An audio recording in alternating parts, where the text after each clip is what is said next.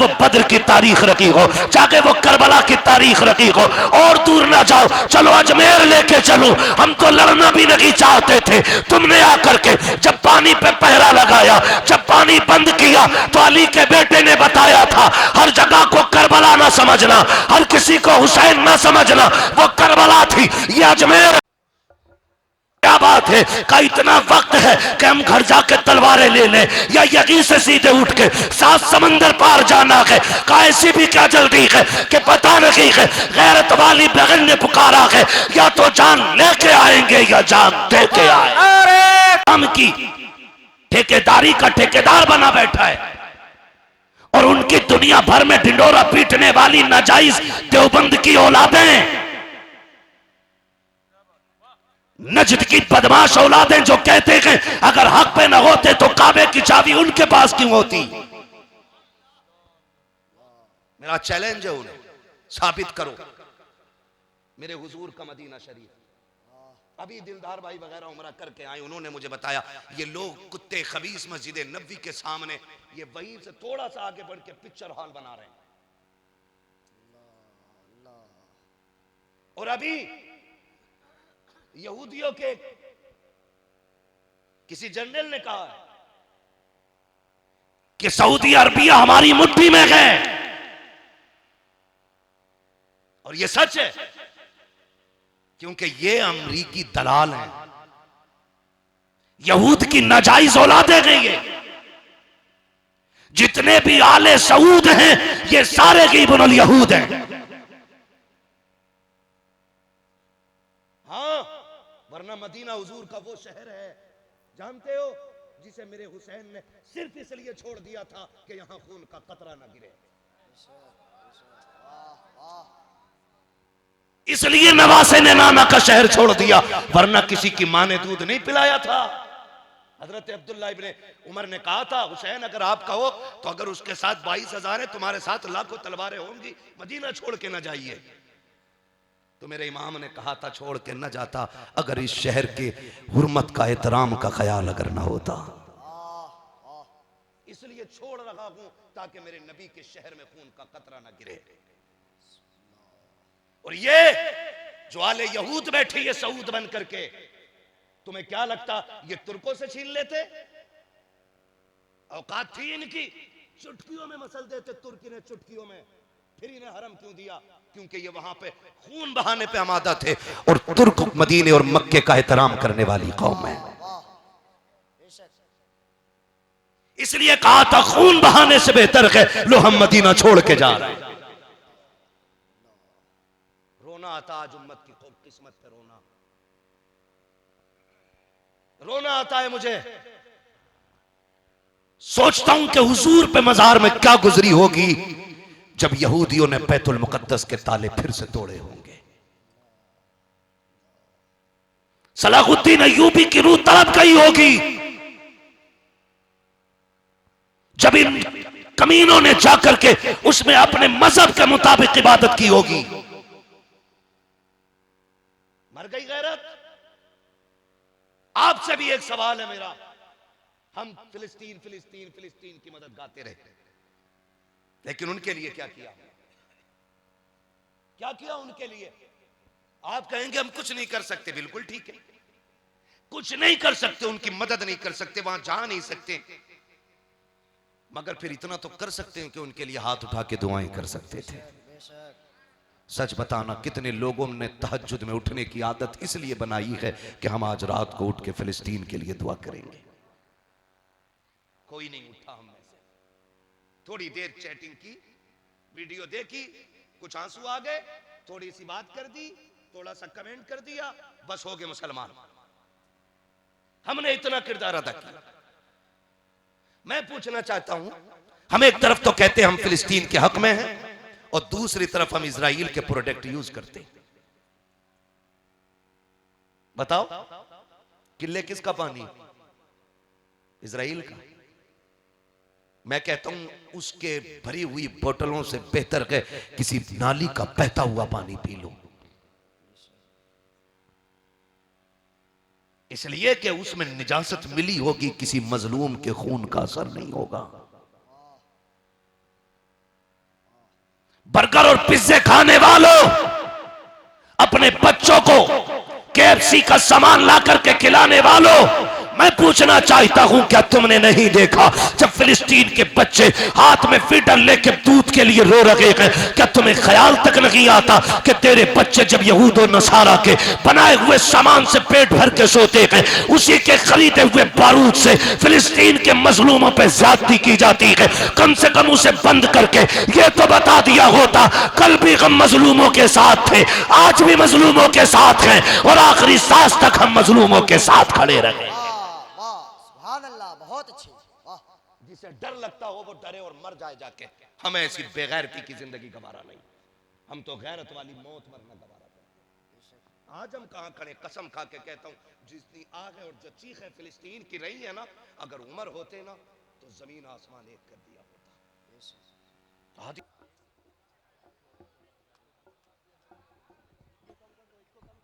बिल्कुल कम मत कराओ ना, फिर गला पकड़ेगा, थोड़ा सा रहने दो जैसे।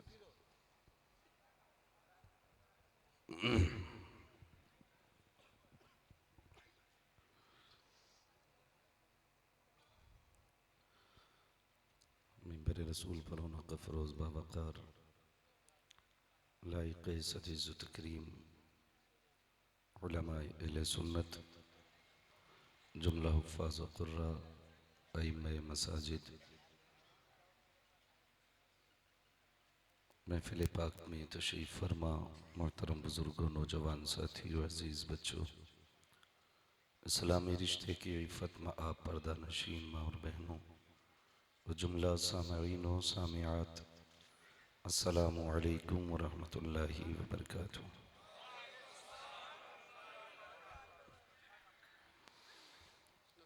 अल्हम्दुलिल्लाह अल्हम्दुलिल्लाहि रब्बिल आलमीन वल आक़िबतु लिल मुत्तक़ीन वस्सलातु वस्सलामु अला रसूलिहिल करीम, अम्मा बअद, फ़अऊज़ु बिल्लाहि मिनश शैतानिर रजीम, बिस्मिल्लाहिर रहमानिर रहीम, इन्नद्दीन इंदल्लाहिल इस्लाम, आमन्तु बिल्लाहि सदक़ल्लाहु मौलानाल अज़ीम व सदक़ रसूलुहुन नबियुल उम्मियुल मुतीउल मुबीनुल मुईनुल करीम व नहनु अला ज़ालिका लमिनश शाहिदीन वश्शाकिरीन वल्हम्दुलिल्लाहि रब्बिल आलमीन। या खुदा बहरे जनाब मुस्तफ़ा इमदाद कुन, या रसूल अल्लाह अज़ बहरे खुदा इमदाद कुन, या शहीद करबला, या दाफ़िअ करबो बला, गुल रुखा शहज़ादे गुलगो क़बा इमदाद कुन, गौसे आज़म बमने बेसरो सामा मददे, क़िबले दी मददे, काबे ईमा मददे, बगिरदाबे बला उफ्ताद कश्ती, मदद कुन मदद कुन मदद कुन, या मुईनुद्दीन चिश्ती, क़ादिरियम नारे या गौसे आज़म ई ज़नम, दमज़े शेख अहमद रज़ा ख़ां क़ुत्ब आलम ई ज़नम, बलग़ल उला बिकमालिही कशफ़त दुजा बिजमालिही, हसूनत जमीउ ख़िसालिही, सल्लु अलैहि व आलिही।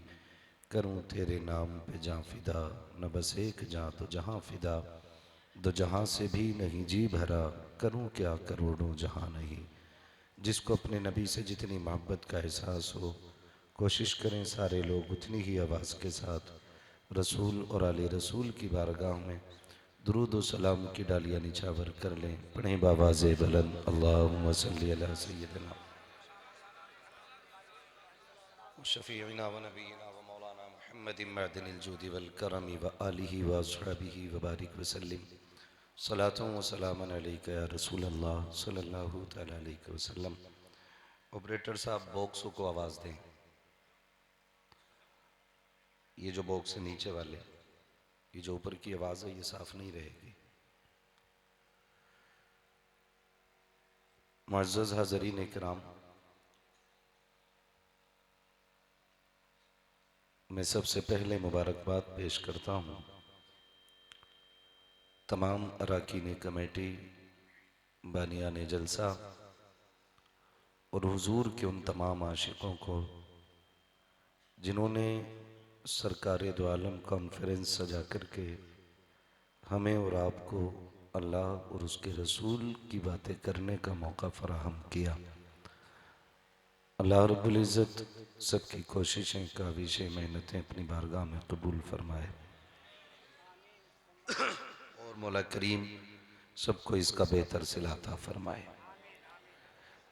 मिंबर रसूल पर उलमाए अहले सुन्नत का मुबारक काफिला जलवगर है।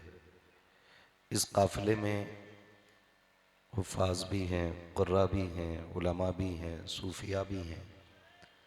ये पूरी जमात जलवगर है और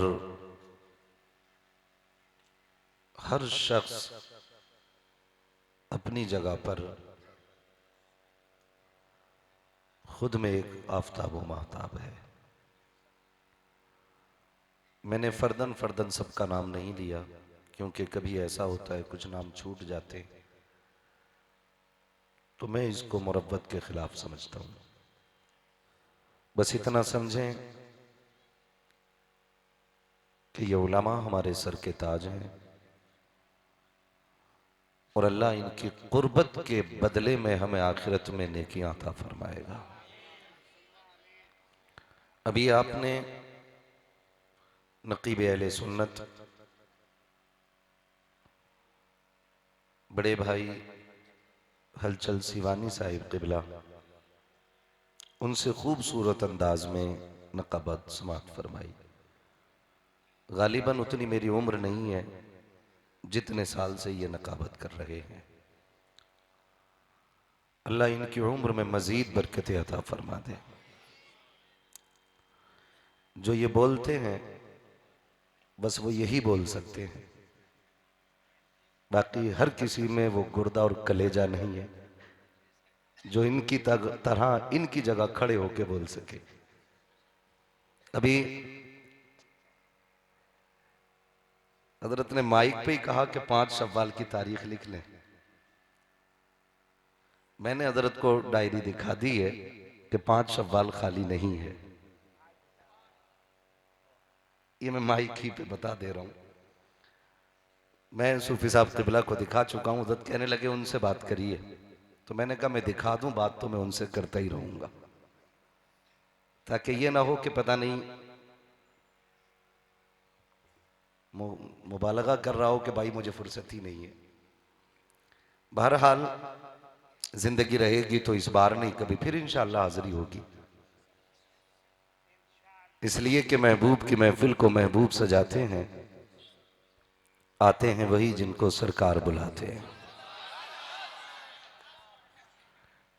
इस बार नहीं तो कभी फिर हाजिरी हो जाएगी, लेकिन वादा कोई पक्का नहीं है। बंदा भी वफा करे तब। उनसे पहले मद्दाह खैरुल अनाम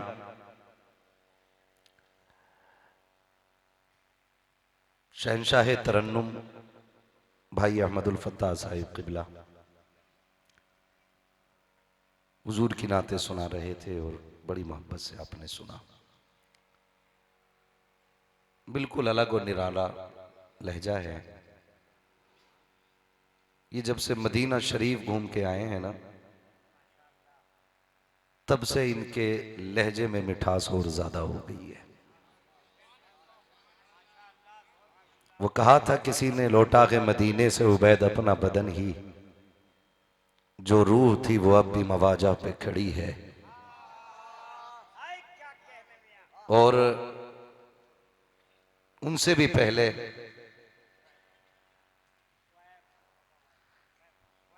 बहुत ही कम उम्र से हुजूर की नात पढ़ने वाला सना खां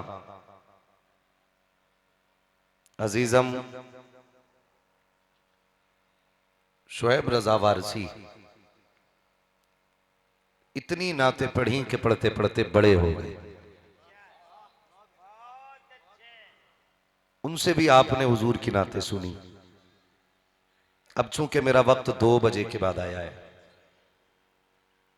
अब देखें अजीब इत्तेफाक है, वक्त भी ऐसा है कि इसमें नींद लगती है, खतीब भी ऐसा है जो बहुत कड़वा बोलता है। मजमा अगर सुभान अल्लाह कह दे तो फिर अजीब इत्तेफाक होगा।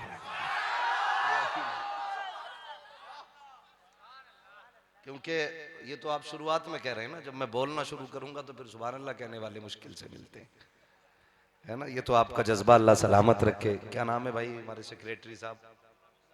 अब्दुल हमीद साहब, माशाल्लाह ये इस कमेटी के सेक्रेटरी हैं। और मैं समझ रहा हूँ जिनके गले में ये बिल्ले पड़े हुए ये सारे मेंबरान हैं कमेटी के। यहाँ जलसे के कमेटी वाले कह के पुकारे जा रहे हैं, खुदा करे कयामत में हुजूर के गुलाम कह के पुकारे जाने लग रहा है। ये बहुत अच्छे अच्छे लोग बैठे हुए हैं।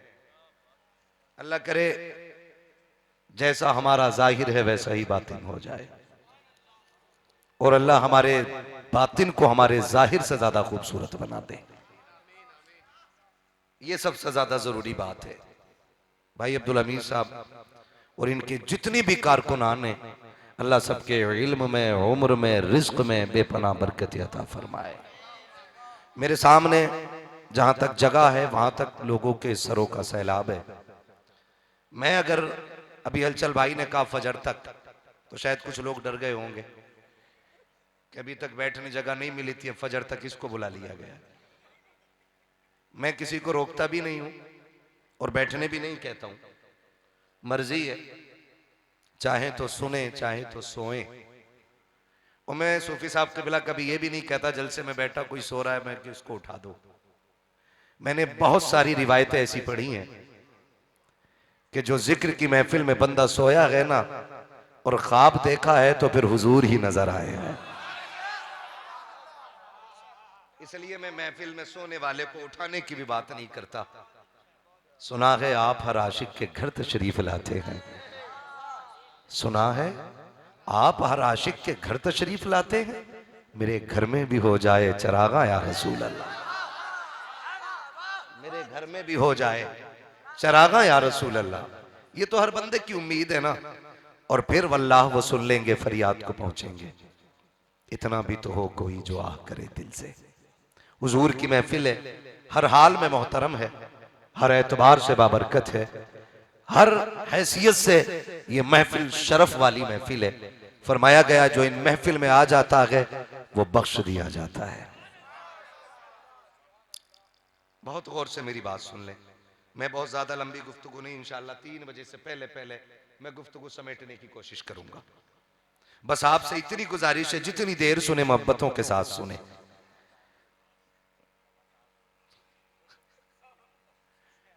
सूफी साहब उंगली दिखा रहे हैं, खुदा सलामत रखे। अगर ऐसे कलंदर हमारी जमात में मौजूद है ना तो फिर चलते फिरते लोग भी हुजूर के दीवाने बनते नजर आएंगे। वह है ना निगाहे वली में वो तासीर देखी, बदलती हजारों की तकदीर देखी, मैं होशो हवास अपने इस बात पे खो बैठा, तुमने जो कहा हंस कर आया मेरा दीवाना। हाँ, तुमने जो कहा हंस कर आया मेरा दीवाना। शिवानी साहब कबिला से बड़े खूबसूरत आपने अशार सुने। एक शेर में पढ़ूं, लहजे में पढ़ दूं या ऐसे ही पढ़ दूं? हाँ, ये नाराज हो जाएंगे इसलिए लहजे में नहीं पढ़ूंगा। हाँ,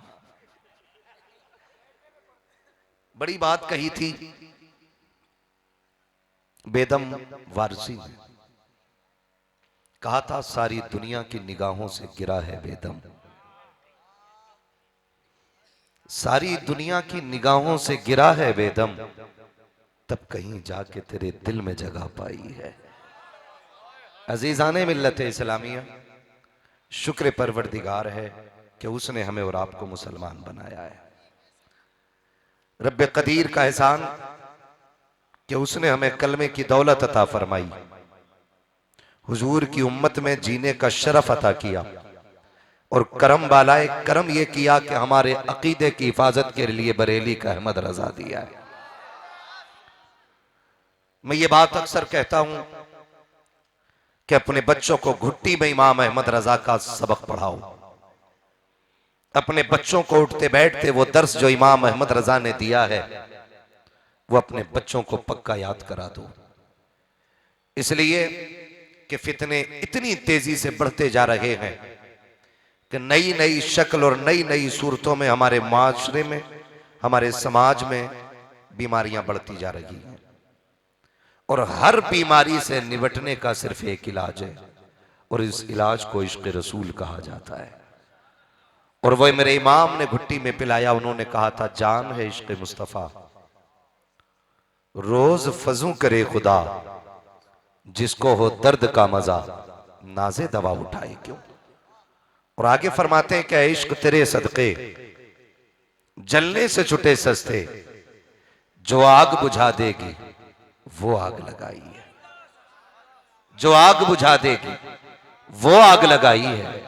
अपने बच्चों को इश्क रसूल घुट्टियों में दें, इनको आला हजरत का तारुफ कराएं, और इस तरह से नहीं जैसे गैरों ने कराया। उन्होंने कहा कि आला हजरत काफिर बनाने की मशीन थे, आप अपने बच्चों को बताइए कि आला हजरत आशिक बनाने की मशीन है। या आप अपने बच्चों को घुट्टी में पिलाइए कि आला हजरत काफिर बनाने की मशीन नहीं, आला हजरत आशिक बनाने की मशीन है। आप कहेंगे कैसे, तो मैं कहूंगा जाओ एक एक नाम उठा के देखो, जो जितना आला हजरत के करीब रहा है उसने इश्क का उतना ही सबक मुस्तफा का पढ़ा है। पूरी हिस्ट्री आप उठा लीजिए, अपने बिहार की सरजमीन से लेकर के उड़ीसा तक, और उड़ीसा से लेकर के सदरुल्ला फाजिल की चौखट तक, एक एक बंदे की हिस्ट्री आप पढ़ें, सबके सीने में इश्क रसूल मौजूद नजर आता है। और ये किसने भरा है? बरेली के इमाम अहमद रजा ने भरा है, बरेली के इमाम अहमद रजा ने अता किया है। हमारी जिम्मेदारी है हम अपने बच्चों को ये पढ़ाएं, ये सिखाएं, ताकि हमारे अकीदे महफूज रहने चाहिए। हमारे बीच में कुछ खानकाही लोग खानकाही होने का नाटक तो करते हैं, लेकिन मसलक आला हजरत की बगावत करते हैं। याद रखिएगा, हिंदुस्तान के अंदर ये पहचान है, जो आला हजरत का वफादार नहीं होगा तो फिर मेरा मानना है वो मदीने वाले मुस्तफा का भी वफादार नहीं होगा। कोई ये नहीं कहे कि मैंने आला हजरत को मुस्तफा की बराबरी में लाके रखा है, मगर याद रखिए हम एक बात जानते हैं, जो किसी भी घर के कुत्ते से नफरत करता है वो उस घर के लोगों से कभी वफादारी नहीं कर सकता है। और आवाज आती तुझसे दर, दर से सग, सग से है मुझको निस्बत, मेरी गर्दन में भी है दूर का डोरा तेरा। जो आला हजरत का वफादार नहीं, हमारा मानना यह है वो हुजूर का भी वफादार नहीं। हमारे पास सिर्फ एक तराजू है लोगों के अकीदे को पहचानने की, और उस तराजू का मसला के आला हजरत कहा जाता है। अगर किसी को इख्तिलाफ हो तो वो खड़े होकर बात कर सकता है। हमारे पास छुपाने का सामान नहीं, हमारे पास छाप के बताने का सामान है। हमारे पास चोरी का माल नहीं, आला हजरत की तिजोरी का माल है। हम तिपाई के नीचे रख के किताबें नहीं पढ़ाते, हम तिपाई के ऊपर रख के किताबें पढ़ाते हैं, इसलिए कि हमारे पास इल्म जो है वो मिला बरेली से है, लेकिन आया मुस्तफा के मदीने से है। ये क्लियर है, क्योंकि आका ने फरमाया अना मदीनतुल इल्म व अलीयुन बाबूहा, मैं इल्म का शहर हूं, अली उसका दरवाजा है। अब याद रखिएगा, हमारे पास जो इल्म है उसी खजाने का है। तो मैं आपसे ये गुजारिश कर चुका हूं कि मसलक और अकीदे में मजबूत रहिएगा। रहेंगे इंशाअल्लाह, सारे वादा करते हैं इंशाअल्लाह। मैं नारा लगा के देखूं कितने पक्के लोग बैठे। लगाऊं एक नारा? एक बार इन्होंने लगाया, एक बार मैं लगा लेता हूं। नारे तकबीर, नारे रिसालत, नारे रिसालत। माशाअल्लाह, पक्के हैं ना सारे? या रसूल अल्लाह सिर्फ बरेली वाले ही कहते हैं, ये भी बहुत बड़ी पहचान है। अब अगली बात करने लगा हूं, खुदा करे कि बर्दाश्त कर लें। इस्लाम हर दौर में अपनी हक्कानियत की बुनियाद पे तस्लीम किया गया है। किसी को मुसलमान बनाने के लिए गर्दन पे तलवार नहीं रखी गई, ये तारीख है। किसी को मुसलमान बनाने के लिए उसके घर नहीं उजाड़े गए, ये तारीख है। किसी को कलमा पढ़वाने के लिए उसके बच्चों के गले नहीं काटे गए, ये इस्लाम है। किसी को मजबूर नहीं किया गया कलमा पढ़ने के लिए। हकीकत यह है कि जिसने इस्लाम को करीब से जाना उसे कहना पड़ा ला इलाहा इल्लल्लाह मुहम्मदुर रसूलुल्लाह। यह इस्लाम की सच्चाई है। ये इस्लाम की सच्चाई है। मुझे तो हैरत होती कभी कभी हजरत, अल्लाह इन मुनाफिकों को जमीन से मिटा दे, बड़ी ऊंची टोपी लगा के टीवी पे दिखाई देते, और कीमत देखो तो 2500 रुपए में आके बैठ जाते हैं चैनलों पे। ज्यादा तो नहीं बताती 2500, ज्यादा ना 500 में आ जाते हैं। खाली पब्लिसिटी के लिए माइक पे आकर के ड्रामा करने के लिए 500 रुपए में नंगे हो जाते हैं। और मैं दुनिया को चैलेंज करना चाहता हूं, जिनकी आंखों पे तासुब का चश्मा लगा है, वो दीन 500 रुपए के मौलवी से ना सीखे। अगर दीन सीखना है नबी की चौखट के अबू बकर से सीखो। अगर इस्लाम को समझना है तो उमर से समझो। और रह गई पावर की बात, तो सारी पावर मेरे रब ने महबूब की मुट्ठी में रखी है। तुम्हें चांद पे जाने के लिए हफ्तों और महीने लगते, मेरे नबी को लामका तक जाने में लम्हे भी नहीं लगे हैं।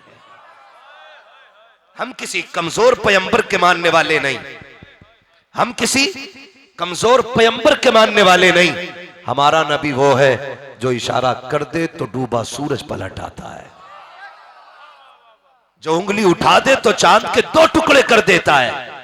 हम कभी हुकूमतों के रवैये देख के पहलू नहीं बदलते हैं। हमने 313 की तारीख पढ़ी है, हमने 72 की तारीख पढ़ी है। जब 72 के मुकाबले में 22,000 खड़े थे तब भी हमने रविश नहीं बदली थी। जब 313 के मुकाबले में हजारों खड़े थे तब भी हमने रविश नहीं बदली थी। आज अगर लाखों मुकाबले में आ गए हैं, आज भी सीना ठोक के कहते हैं डराने की जरूरत नहीं है। आज भी हमारा यही मौकिफ है, उन्हें जाना उन्हें माना, न रखा गैर से काम, लिल्लाहिल हम्द में दुनिया से मुसलमान है।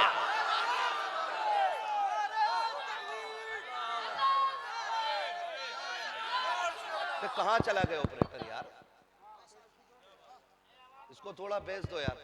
मैंने पहले ही कहा था साउंडों को नीचे आवाज दो, मैं बोल रहा हूं बैठ जा रहा है। तवज्जो है सारे लोगों की? ओए भाई तुमने तो और बढ़िया कर दिया, तवज्जो है? उसी को बुलाओ ऑपरेटर को। गौर करें,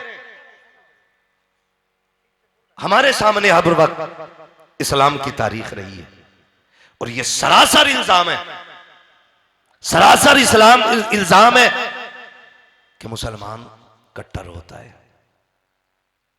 सुने जरा, बर्दाश्त कर ले मेरी बातें। मुसलमान कट्टर होता है, मुसलमान किसी का खून बहाना पसंद करता है। तारीख पढ़ लो, हमारी तारीख है।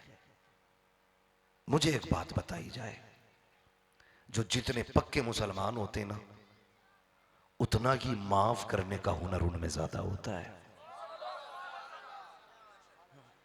जो जितने पक्के मुसलमान होते हैं उनमें माफ करने का हुनर उतना ही ज्यादा होता है। और सरकार रईसुल अत्किया शान बिलग्राम सरकार उवैस मुस्तफा वास्ती दामजिल्लहुल अली कहने लगे, मुझसे फरमाने लगे, बेटे जब तक बंदे में माफ करने का जज्बा नहीं होगा उस वक्त तक वो वली नहीं बन सकता है। हमारे यहां तो विलायत ही तब मिलती है जब पत्थर खा के दुआ देने का हौसला आ जाता है। तुमसे किसने कह दिया कि मुसलमान बच्चों पे गोली चलाएगा?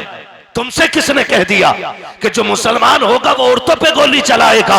बद्र की तारीख उठा करके देखो। पहली बात तो ये है कि मुसलमान ने कभी किसी पर भी अपनी तरफ से चढ़ाई नहीं की है। जब मुसलमानों पे चढ़ाई की गई है तब मुसलमान अपने दिफा के लिए निकला है, चाहे वो बद्र की तारीख रखी हो, चाहे वो करबला की तारीख रखी हो।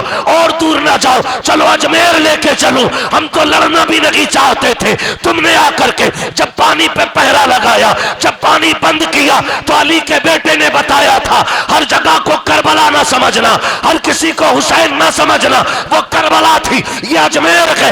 वहां शहादत मकसूद थी, यहां करामत मकसूद है।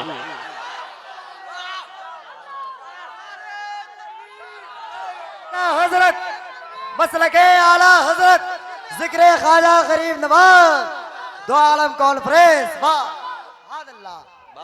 जिंदाबाद जिंदाबाद जिंदाबाद जिंदाबाद समझते हैं? जिंदाबाद जिंदाबाद। तवज्जो है सारे लोगों की? तारीख रही है हमारी, तारीख रही है। अभी जो कश्मीर में हुआ, पूरी उम्मत मुस्लिमा उसकी निंदा करती है, कड़ी निंदा। हर हिंदुस्तानी को दुख है इस बात का, हर हिंदुस्तानी को दुख है इस बात का कि ये जो भी हुआ कि बहुत गलत हुआ है। लेकिन मैं कहना चाहता हूं नफरत फैलाने वाले लोगों से, हमें नहीं मालूम वो बेचारे तन्हा थे, कैसे मारे गए। आतंकवाद का कोई मजहब नहीं है, आतंकवाद खुद में एक फितना है।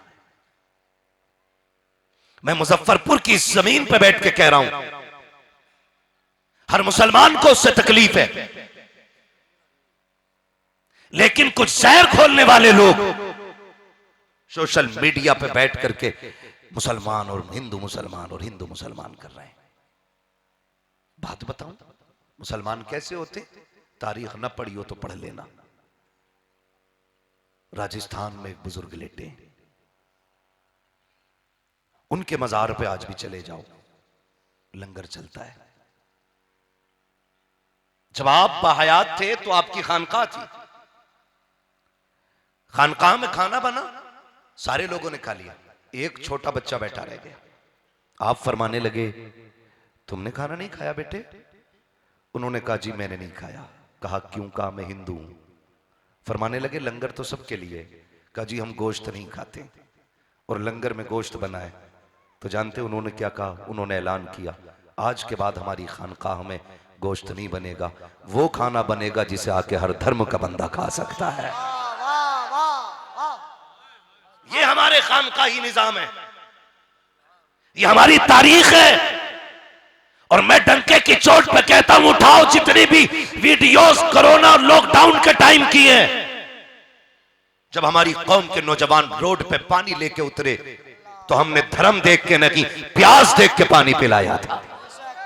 हमने मानवता को जिंदगी दी थी, हमने इंसानियत सिखाई थी। मैं पूछना चाहता हूं इस मुल्क को नफरत की आग में झोंकने वालों, अगर तुम्हें तारीख ना पता हो वो इस्लाम को क्या समझेंगे? जिन्होंने 4 गैरों की किताबें पढ़ के इस्लाम के बारे में फैसला दिया, इस्लाम की पहली जंग है जंग बद्र, 313 है, कोई लड़ाके नहीं है, कोई मुजाहिदीन नहीं है, कोई लंबे बेहतरीन खिलाड़ी जंगजू नहीं थे, बल्कि निहत्ते थे। 313 निकले गए, पूरी तलवारें तक नहीं थी, किसी के हाथ में लकड़ी थी, किसी के हाथ में टूटी तलवार थी, कोई सिर्फ ढाल लेके निकला गया, कोई सवारी पे गए तो कोई पैदल निकल गया, किसी पे जिरा गए तो कोई नंगे पैर चल रहा है। अल्लाह अकबर, तारीख गवाह है, जब ये जमात निहत्ती जा रही थी तब मेरे नबी ने बुला के कहा था आओ तो सही, जंग के आदाब तो सीखते जाओ, तरीके तो सीख लो। या रसूल अल्लाह बताए तो सही तरीका क्या है? आका करीम फरमाते हैं सुनो, किसी बच्चे पे हाथ नहीं उठाना है, किसी औरत पे हाथ नहीं उठाना है,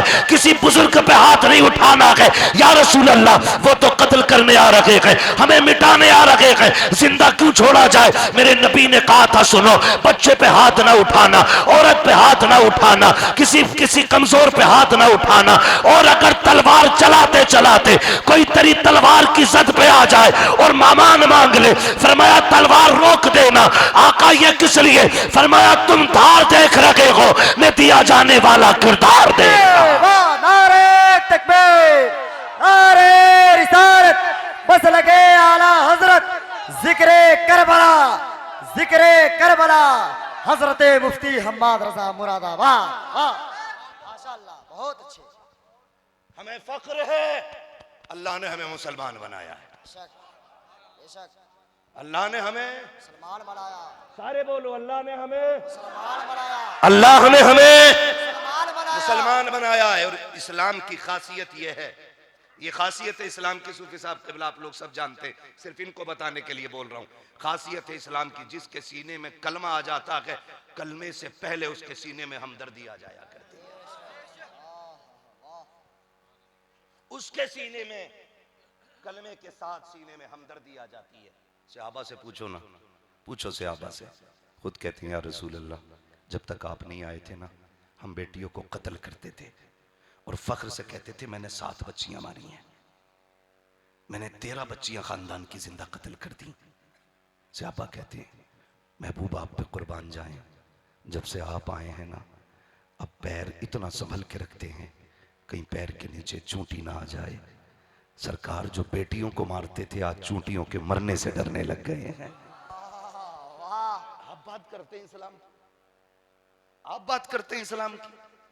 आज भी अगर खून की जरूरत पड़ती है ना फौजियों को या मुल्क के किसी भी बीमार को, कसम खा के कहता हूं सबसे ज्यादा तादाद में मुस्लिम नौजवान निकल के आते हैं। आप किस कौम की बात कर रहे हैं? आप किस कौम की बात कर रहे हैं? हम कल भी मुल्क के वफादार थे, आज भी मुल्क के और कल भी मुल्क के वफादार।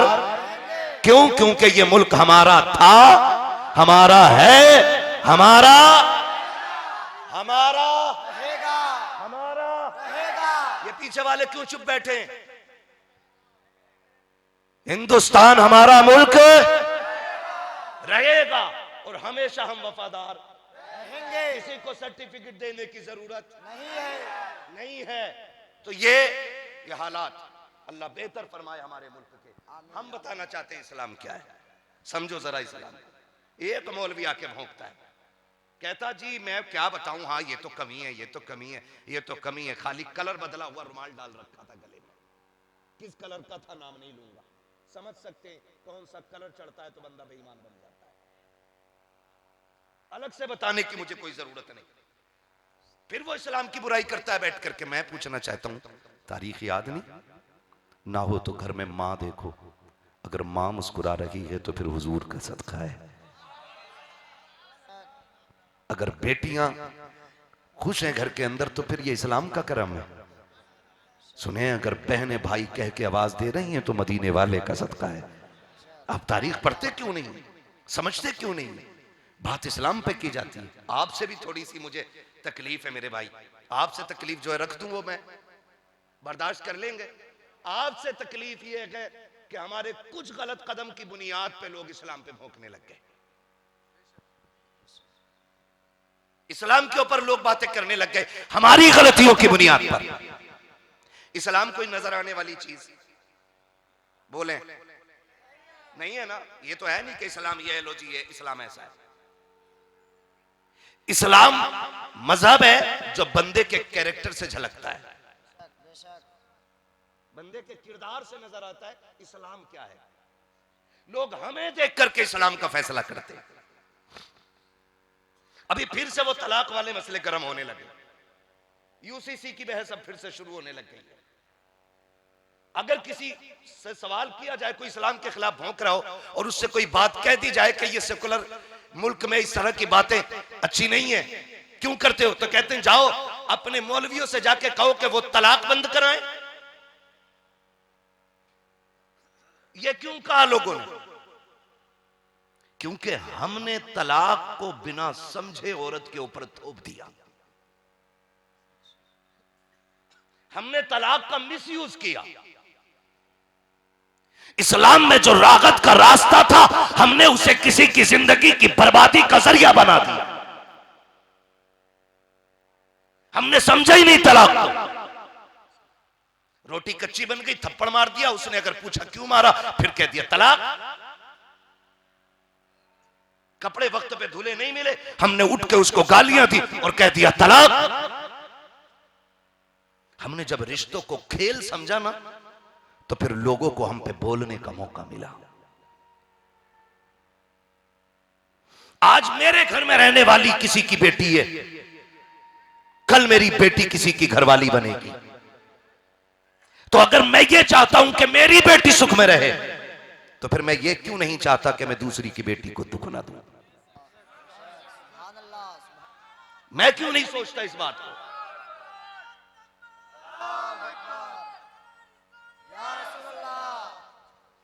मैं क्यों नहीं सोचता इस बात को? मैं क्यों नहीं चाहता कि मैं जब अपनी बेटी की जिंदगी में सुख चाहता हूं तो दूसरे की बेटी को दुख क्यों दूं? हम चाहते हैं दूसरे की बेटी नौकरानी बन के रखे और हमारी बेटी घर में रानी बन के रखे। यहां आके हमने नुकसान किया है, दीन नहीं समझा। अगर आपकी बीवी नई नवेली दुल्हन बन के आए और उससे चाय ना बने तमाशा बना देते हो, अम्मी देखो इसे यही नहीं पता पत्ती कितनी पड़नी है, इसे यही नहीं पता इलायची कितनी थी, इसको ये नहीं आता, इसको चावल बनाने नहीं आते, इसको नमक डालना नहीं आता। हाथ जोड़ के कहता हूं नबी का कलमा पढ़ने वालों, मुस्तफा के किरदार को पढ़ो। जैसे तुम्हें अपनी बेटियों की खताएं लगती हैं, दूसरे की बेटियों को भी इस तरह छुपाया करो जिस तरह अपनी बेटी के ऐबों पे पर्दा डाला करते हो। किसी के बेटी के ऐब को तमाशा ना बनाना, वरना उस वक्त तक तुझे मौत नहीं आएगी जब तक तेरी बेटी के ऐब तेरे सामने तमाशा नहीं बन जाएंगे। तारीख का ये बाप क्यों नहीं पलटते हो? उम्मुल मोमिनीन सैयदा आयशा सिद्दीक़ा रज़ियल्लाहु ताला अन्हा जब रुखसत होकर हुजूर के घर तशरीफ लाई है, आका करीम बाहर से तशरीफ लाए, फरमाते हैं सरकार आयशा अभी खाना नहीं बनाया, सरकार मुझे रोटी बनानी नहीं आती है। उम्मुल मोमिनीन आयशा सिद्दीक़ा कहती है क्या किया आका ने? तेवर बदल गए थे? नहीं नहीं। लहजे तल्ख हुए? नहीं नहीं। गुस्सा आया? नहीं नहीं। क्या किया? क्या ये नहीं कहा था कि तुम्हारे बाप ने कुछ नहीं सिखाया? हाँ हाँ, कि बिल्कुल नहीं कहा था। तुम्हारे बाप ने क्या सिखाया है? बिल्कुल नहीं कहा था।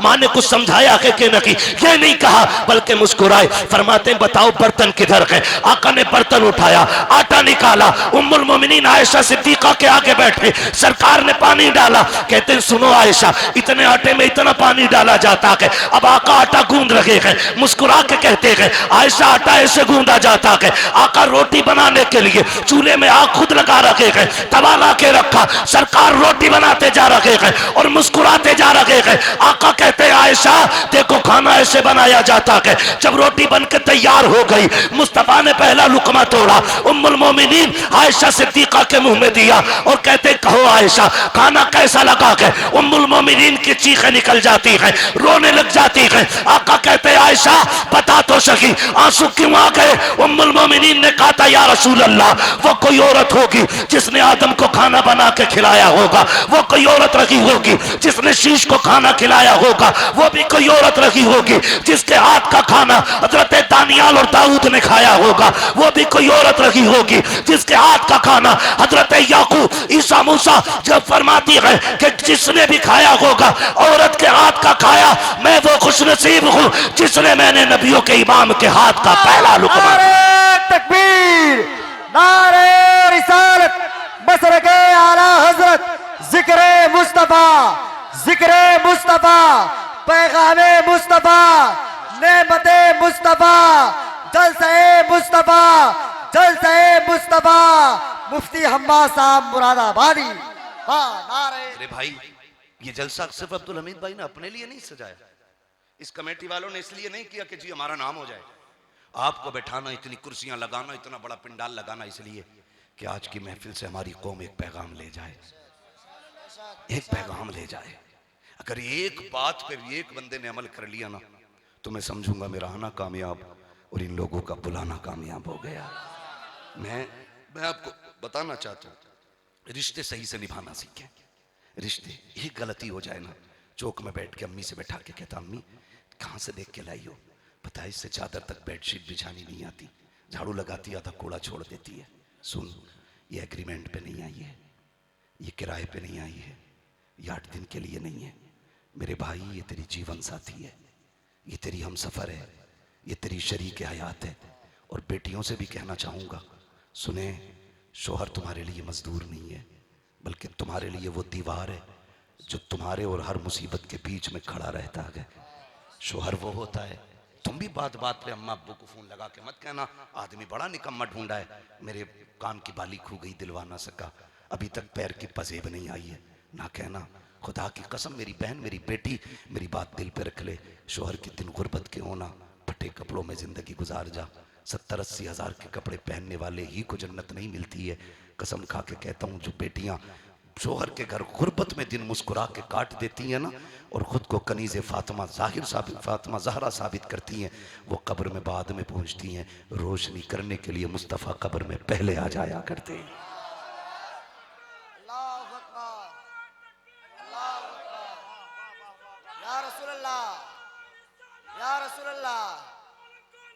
जिंदाबाद जिंदाबाद जिंदाबाद जिंदाबाद जिंदाबाद, अल्लाह अकबर, या रसूलल्लाह। जाओ बेटियों से जाके कहो रुखसती के वक्त अपनी बेटी को कोई सबक पढ़ाना या न पढ़ाना, इतना ज़रूर पढ़ाना जितना मेरे नबी ने अपनी बेटी को पढ़ाया था। और फरमाया था फातिमा आज तक मेरी जिम्मेदारी थी, आज के बाद अली की जिम्मेदारी है। तुम भी अपनी बेटियों को यह जरूर बताना, अब तक बाप की जिम्मेदारी थी, आज के बाद शोहर की जिम्मेदारी हो गई है।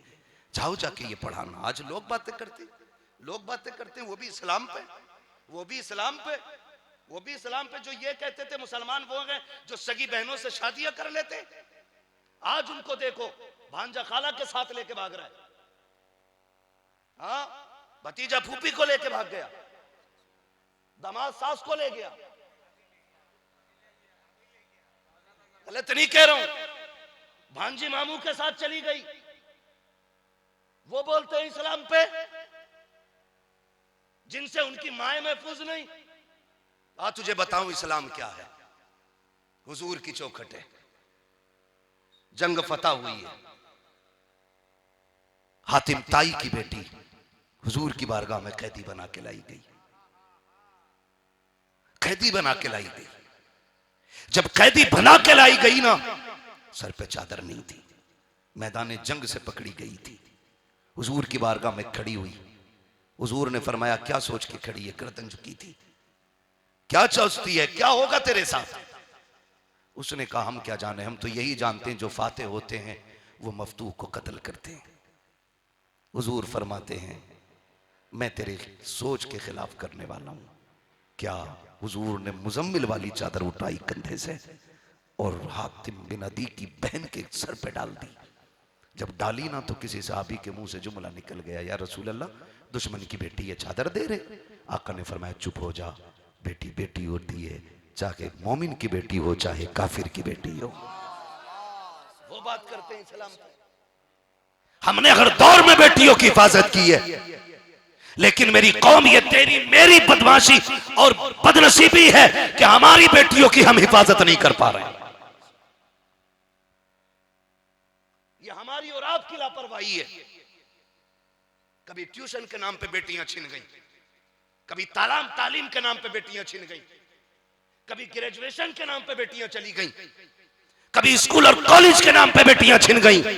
मैं कहता हूं खुदा की कसम, इनकी रगों में इश्क़ मुस्तफा डाल दो, कोई माई का लाल किसी बेटी को छीन के नहीं ले जा सकता है। हाँ, वो दिन दूर नहीं है जब तेरी मेरी बेटी के सरों से अब दुपट्टे बाजार में छीने जाएंगे। ओ किधर, बड़ी तेजी के साथ अब ज्यादती हद से ज्यादा बढ़ रही है, लेकिन हम भी चैलेंज के साथ कहते हैं हम मर जाएंगे लेकिन अपनी गैरत का सौदा नहीं होने देंगे। आपसे भी कहना चाहता हूं बेटियों की इज्जत की हिफाजत करें, आपकी जिम्मेदारी बनती है। लेकिन वो कौम क्या इज्जत करेगी जो शादी ब्याह के मौके पे अपने सगे भाई की बेटी को नंगा नाचना देखना पसंद करती हो। वो बचाएगी बेटियां जो अपने की वलीमे में अपनी की कौम की बेटियों को आधे कपड़ों में देख के कहे वाह क्या मंजर है, वो बचाएगी बेटियों को। बेटी बचाई थी मोहम्मद बिन कासिम ने। कौन मोहम्मद बिन कासिम? थके तो नहीं अभी आप? चलूं आगे, जरा कह दें या रसूल अल्लाह। पीछे वाले भी बोल दें जरा या रसूल अल्लाह। कौन मोहम्मद बिन कासिम? आज तक जिसकी धमक कुफर के कलेजे पे महसूस की जाती है। ये तो सब पढ़ाते हैं कि आक्रमण करने सबसे पहले मोहम्मद बिन कासिम आया था, लेकिन ये दलाल दोगले ये नहीं बताते आया क्यों था। तुमने ये तो बताया आया था पहले, हम भी कहते हैं हाँ आया था, लेकिन क्यों आया था ये भी बताओ ना। अरे नहीं, मोहम्मद बिन कासिम की बात कर रहा हूं, आया क्यों था। जब राजा दागिर ने समंदर के साहिल से एक इस्लामी शहजादी को कैदी बना करके जेल में डाला था और उसकी इज्जत पे उंगलियां उठने लगी थी, उसने चार दीवारी के अंदर बैठ करके हज्जाज बिन यूसुफ को खत लिखा और कहा था सुन, तुझे इस्लामी सल्तनत की कुर्सी मिली है, मैं इस कैद खाने में हूं। देवल के राजा ने जब उसको गिरफ्तार किया था, अंदर डाल दिया था कैद खाने में इस्लाम की शहजादी को, कहा अगर इसमें मेरी इज्जत लुट गई ना तो सुन, कयामत का दिन होगा, तू होगा और मुस्तफा होंगे, मैं तेरा गिरबान पकड़ के कहूंगी आका कैद खाने में मेरी इज्जत लुटती रही और ये मसनद पे बैठ करके बादशाहत के मजे लेता रहा। ये उस कैदी बेटी ने खून से खत लिखा था, और जब ये तहरीर हज्जाज बिन यूसुफ के पास पहुंची तो वो तहरीर लेके कभी इधर जाता कभी उधर जाता। मोहम्मद बिन कासिम उसी हज्जाज बिन यूसुफ का भतीजा देख के कहता, चचा क्या बात है, क्यों परेशान हो? कहा क्या बताऊं बेटे, एक कैदी बेटी का पैगाम आया है। कहा फिर? का मदद के लिए पुकारा गए। कहा फिर भेजते क्यों नहीं मदद के लिए? हज्जाज बिन यूसुफ ने कहा था कि सारी फौजें इस्लाम के महाज पर हैं, मैं क्या कर सकता हूं, मेरे पास कुछ भी नहीं है। कहा खत देखूं? हज्जाज बिन यूसुफ 16-18 साल का नौजवान, उसने तहरीर पढ़ी, आंखें बरसने लग गई। जुमे का दिन आया, मस्जिद में आया, नमाज अदा की, ऐलान किया, लोगों कोई जाना मत, मेरी छोटी सी बात सुन के जाना। हज्जाज बिन यूसुफ का भतीजा मोहम्मद बिन कासिम मस्जिद में खड़े होके कहता मेरी बात सुन के जाना। पूरी कौम ठहर गई, जो जहां था वहीं बैठा रह गया। आज मस्जिद से ऐलान कर दिया जाता है, कोई इमाम कोई आलिम ऐलान करते कि ठहर जाइए थोड़ी जरूरी बात करनी है। जो अमीर होते हैं वो पहले जूती बगल में दबा के निकलते हैं, कहीं मुझसे पैसे न मांग लिए जाए, कहीं मुझसे सीमेंट की बोरी न मांग ली जाए, कहीं मुझसे वजू के पानी का इंतजाम न कराया जाए। सलाम है तुम्हें नौजवानों, अल्लाह अकबर। मोहम्मद बिन कासिम ने कहा था थोड़ी सी मेरी बात सुन के चले जाना। जब इतना काये कि एक बच्चा बैठा रखा था मिंबर पे, मोहम्मद बिन कासिम 18 साल की उम्र में आया और आकर के लोगों के सामने खुतबा दिया और कहा लोगों, 7 समंदर पार से एक कैदी बहन का पैगाम आया है। जब खत पढ़ के सुनाया, पूरी मस्जिद में कोई आंख ऐसी नहीं थी जो आंसुओं से तर नहीं थी, जो भीगी हुई नहीं थी, जो रो नहीं रहा था, हर बंदा रो रहा था। हज्जाज बिन यूसुफ के भतीजे मोहम्मद बिन कासिम ने कहा था अब बताओ तो सही तुम्हारा क्या फैसला है? हर एक ने कहा था मोहम्मद बिन कासिम तू बता तू क्या चाहता है? आपने ये कहा था सुनो, मैं 7 समंदर पार अपनी बहन को बचाने के लिए जाऊंगा, कोई आए तब भी ठीक है, कोई ना आए तब भी ठीक है। अल्लाह अकबर, तारीख गवाह है। जब इतनी बात कही है, मजमे से एक बूढ़े ने खड़े होकर कहा था मोहम्मद बिन कासिम मेरे लाल एक बात तो बता दे। कहा क्या बात है? कहा इतना वक्त है कि हम घर जाके तलवारें ले लें या यहीं से सीधे उठ के 7 समंदर पार जाना है? कहा ऐसी भी क्या जल्दी है कि पता नहीं है, गैरत वाली बहन ने पुकारा है, या तो जान लेके आएंगे या जान दे के आए। नारे तकबीर, नारे रिसालत, मसलके आला हजरत। हाँ, ये कहां चला गया? मिल गया ना, मैं इससे पैसे लूंगा। हाँ, बहुत अच्छी तवज्जो है सारे लोगों की? थक गए आप लोग?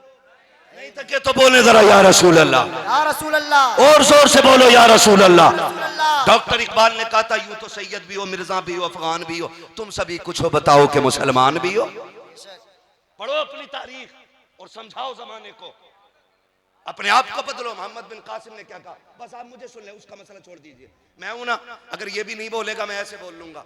अल्लाह ने हुजूर के कदमों के लुक़्मों में वो बरकतें दी है, बिना माइक के भी वहां तक आवाज जाएगी मेरी, टेंशन नहीं है कोई भी। लेकिन महफिल इतनी अच्छी है ना, तो फिर नहीं चाहता कि इसका तसलसल टूटे। पूरे मजमे ने कहा था घर जाने का वक्त है या यहीं से सीधे चलना है? मोहम्मद बिन कासिम छोटी सी जमात लेके 7 समंदर पार, 18 साल का नौजवान आया।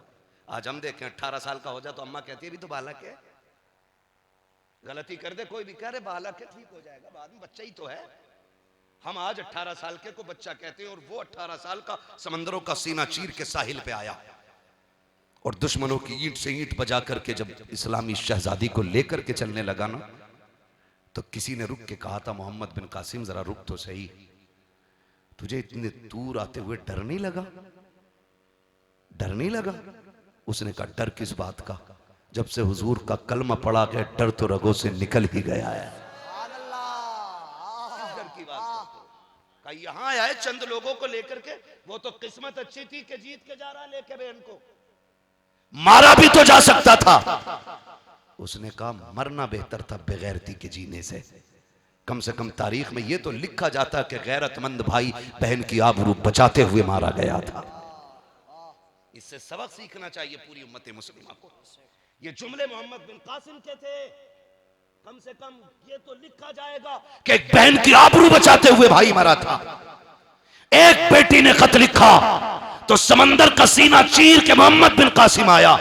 आज हजारों बहनें शहीद हो गईं। फिलिस्तीन में किसी भी बेगैरत हुक्मरान को गैरत नहीं आई। 57 मुमालिक हैं हमारे, दो चार मुल्कों को छोड़ के उनके जितने भी हुक्मरान हैं सारे नामर्द और हिजड़े हैं। कसम खा के कहता हूं, आज सद्दाम हुसैन होता ना तो इजराइल की मिट्टी पलीत कर देता। दिल दुखाए दिल वो सऊदी अरबिया जो इस्लाम की ठेकेदारी का ठेकेदार बना बैठा है और उनकी दुनिया भर में ढिंडोरा पीटने वाली नाजायज देवबंद की औलादें, नजद की बदमाश औलादें जो कहते हैं अगर हक पे न होते तो काबे की चाबी उनके पास क्यों होती। मेरा चैलेंज है उन्हें, साबित करो मेरे हुजूर का मदीना शरीफ। अभी दिलदार भाई वगैरह उमरा करके आए, उन्होंने मुझे बताया ये लोग कुत्ते खबीस मस्जिद नबवी के सामने ये वहीं से थोड़ा सा आगे बढ़ के पिक्चर हॉल बना रहे हैं। और अभी यहूदियों के किसी जनरल ने कहा है कि सऊदी अरबिया हमारी मुट्ठी में है,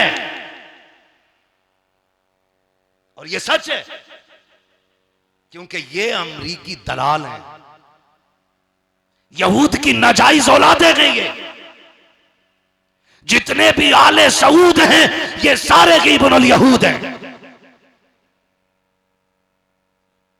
हाँ, वरना मदीना हुजूर का वो शहर है, जानते हो, जिसे मेरे हुसैन ने सिर्फ इसलिए छोड़ दिया था कि यहां खून का कतरा ना गिरे। इसलिए नवासे ने नाना का शहर छोड़ दिया, वरना किसी की मां ने दूध नहीं पिलाया था। हजरत अब्दुल्ला इब्ने उमर ने कहा था, हुसैन अगर आप कहो तो अगर उसके साथ 22,000 है, तुम्हारे साथ लाखों तलवारें होंगी, मदीना छोड़ के ना जाइए। तो मेरे इमाम ने कहा था छोड़ के न जाता अगर इस शहर के हुर्मत का एहतराम का ख्याल अगर ना होता। इसलिए छोड़ रहा हूं ताकि मेरे नबी के शहर में खून का कतरा ना गिरे। और ये जो आले यहूद बैठी है सऊद बन करके, तुम्हें क्या लगता ये तुर्कों से छीन लेते? औकात थी इनकी, चुटकियों में मसल देते तुर्की ने, चुटकियों में। फिर इन्हें हरम क्यों दिया? क्योंकि ये वहां पे खून बहाने पे आमादा थे, और तुर्क मदीने और मक्के का एहतराम करने वाली कौम है। इसलिए कहा था खून बहाने से बेहतर है लो हम मदीना छोड़ के जा रहे हैं। रोना आता आज उम्मत की खूब किस्मत पे रोना आता है मुझे। सोचता हूं कि हुजूर पे मजार में क्या गुजरी होगी जब यहूदियों ने बैतुल मुकद्दस के ताले फिर से तोड़े होंगे। सलाहुद्दीन अय्यूबी की रूह तड़प गई होगी जब इन कमीनों ने जाकर के उसमें अपने मजहब के मुताबिक इबादत की होगी। मर गई गैरत। आपसे भी एक सवाल है मेरा, हम फिलिस्तीन फिलिस्तीन फिलिस्तीन की मदद गाते रहे, लेकिन उनके लिए क्या किया? क्या किया उनके लिए? आप कहेंगे हम कुछ नहीं कर सकते, बिल्कुल ठीक है, कुछ नहीं कर सकते, उनकी मदद नहीं कर सकते, वहां जा नहीं सकते, मगर फिर इतना तो कर सकते हैं कि उनके लिए हाथ उठा के दुआएं कर सकते थे। सच बताना कितने लोगों ने तहज्जुद में उठने की आदत इसलिए बनाई है कि हम आज रात को उठ के फिलिस्तीन के लिए दुआ करेंगे। कोई नहीं उठा हम में से। थोड़ी देर चैटिंग की, वीडियो देखी, कुछ आंसू आ गए, थोड़ी सी बात कर दी, थोड़ा सा कमेंट कर दिया, बस हो गए मुसलमान। हमने इतना किरदार अदा किया। मैं पूछना चाहता हूं, हम एक तरफ तो कहते हैं हम फिलिस्तीन के हक में हैं और दूसरी तरफ हम इजराइल के प्रोडक्ट यूज करते हैं। बताओ किले किसका पानी? इजराइल का। मैं कहता हूं उसके भरी हुई बोतलों से बेहतर है किसी नाली का बहता हुआ पानी पी लो, इसलिए कि उसमें निजासत मिली होगी, किसी मजलूम के खून का असर नहीं होगा। बर्गर और पिज्जे खाने वालों, अपने बच्चों को KFC का सामान ला करके खिलाने वालों, मैं पूछना चाहता हूं, क्या तुमने नहीं देखा जब फिलिस्तीन के बच्चे हाथ में फीडर लेके दूध के लिए रो रहे हैं, क्या तुम्हें ख्याल तक नहीं आता कि तेरे बच्चे जब यहूद और नसारा के बनाए हुए सामान से पेट भर के सोते हैं, उसी के खरीदे हुए बारूद से फिलिस्तीन के मजलूमों पर ज्यादती की जाती है। कम से कम उसे बंद करके ये तो बता दिया होता, कल भी हम मजलूमों के साथ थे, आज भी मजलूमों के साथ हैं और आखिरी सांस तक हम मजलूमों के साथ खड़े रहे। वाह सुभान अल्लाह, बहुत अच्छी। वाह, जिसे डर लगता हो वो डरे और मर जाए जाके। हमें ऐसी बेगैरती की जिंदगी गवारा नहीं, हम तो गैरत वाली मौत मरना गवारा करते। आज हम कहां खड़े, कसम खा के कहता हूं, जितनी आग है और जो चीख है फिलिस्तीन की रही है ना, अगर उमर होते ना तो जमीन आसमान एक कर दिया होता। आधी दुनिया का बादशाह है उमर, जो कुर्सी पे बैठा तो शेर बकरी एक जगह पानी पीने लग गए। ये उमर का दबदबा था। हाँ, और जबकि दौलत की कसरत नहीं थी, गुर्बत इतनी थी कि घरों में फाके होते थे। मगर आज हम कहां खड़े, हमें सोचना पड़ेगा।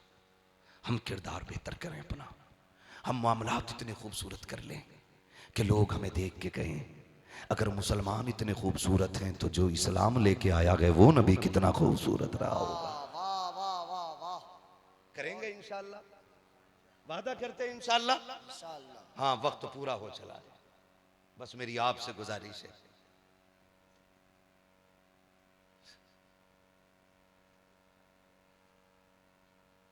भाई मैं आपसे कहना चाहता हूं, आपके पास बहुत टाइम है, लेकिन अच्छा होगा कि अगर आइंदा कभी जलसे होना तो कम वक्त में जलसे मुकम्मल कर लिया करें। मैं भाई से कह रहा था बैठा हुआ, मैंने कमेटी वालों से कहा था ज़रूरी यह है कि जलसे ऐसे वक्त में ख़त्म करें कि नमाजी को फजर की नमाज भी मिल जाए और मजदूर को सुबह की मजदूरी भी मिल जाए। ये ज़रूरी नहीं है 4 बजे तक चलेगा जलसा मकबूल होगा। एक बंदे का भी दिल बदल गया ना तो समझ लेना जलसा करना भी कामयाब और जलसा कराना भी कामयाब है। ठीक है ना, इंशाअल्लाह उम्मीद की जाती है आइंदा।